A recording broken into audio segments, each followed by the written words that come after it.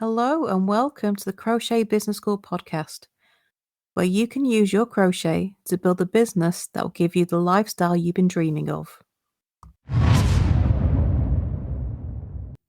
Don't let your shop turn into Woolworths.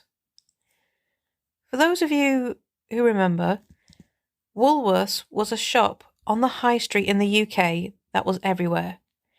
Every high street in the country had a Woolworths. It was hugely iconic, really. But about 15 years ago, it collapsed and it disappeared from the high street everywhere. So what's this got to do with your crochet?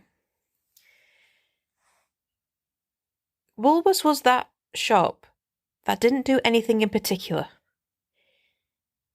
It sold a bit of everything. It sold CDs, DVDs, kids' clothes, books, greetings cards, arts and crafts, sewing supplies, pots and pans, kitchen accessories, kids' toys, pick and mix. Everybody went to Woolworths for pick and mix. That's a create your own bag of sweets if you've not heard of that before. But it did a bit of everything. It didn't sell anything in particular. And that was the problem. When you went shopping, you did not go to Woolworths if you were looking for something in particular. So if you were looking specifically for hats, you didn't go there. You go to the hat shop. So if you think of all the other shops on the high street, Primark, budget clothes. WH Smith's, books and stationery. Curry's, electronics. PC World, computers. You say names of other shops and you know immediately what they sell. But you can't say that for Woolworths. You couldn't say it. It was a bit of everything. It was the kind of place that you went to if you needed several bits and pieces, but you weren't sure where you'd find them. So, if you go into a supermarket, before you get to the grocery aisles, you have a few aisles of things with just bits and pieces. A few books, a few greetings cards, a few things for the kitchen. But it's a small selection. You go to those aisles when you think, well, I'm going shopping anyway. I'll just check those aisles and to see if that thing I'm looking for is there. But there's only a small selection. If you want a specific book, you're not going to go to those aisles. It was the same for Woolworths. If you had something specific in mind, you did not go there. You went there if you were looking for, say, a birthday gift. You didn't have a clue what to get someone, so you went there for inspiration. You kind of browsed around. If you just wanted to window shop and just pass the time, you would go into Woolworths and browse. It was a browsing shop, and you might pick up a few bits while you're there. The thing is, a shop can't survive on just selling a few bits from people browsing, and that's why it collapsed. Nobody could tell you what Woolworths was and what they did. It was just that bit of everything shop. And back in the day when it was created, it was great. It was the sort of first one-stop shop of its kind.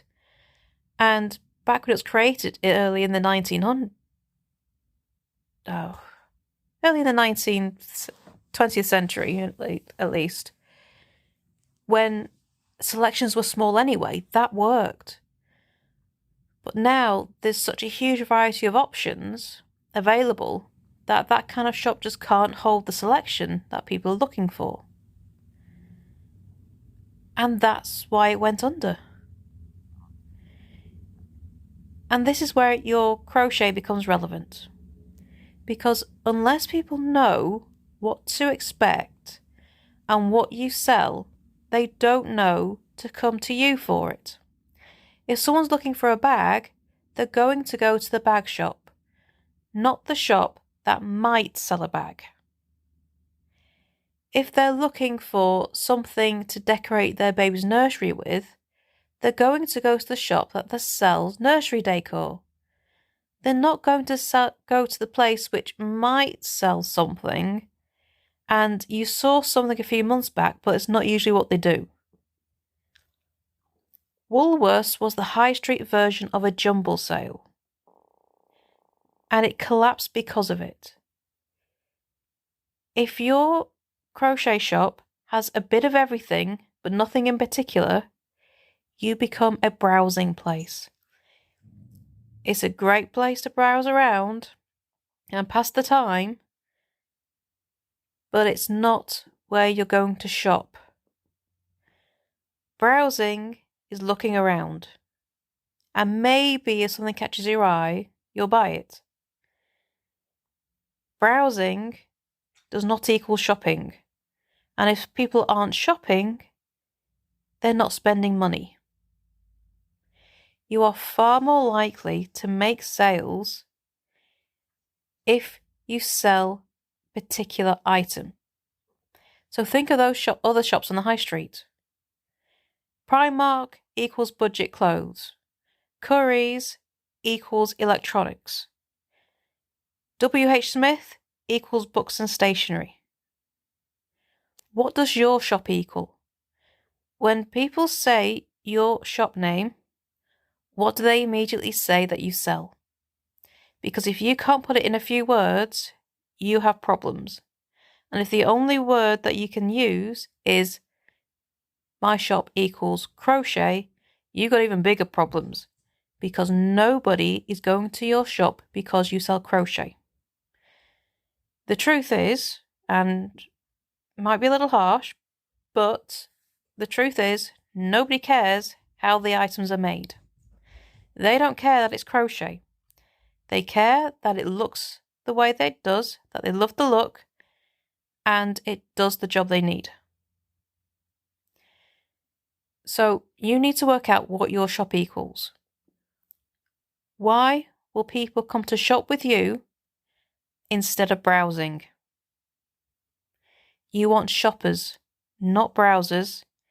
You want people coming with a purpose and not just coming to have a rummage around the jumble sale.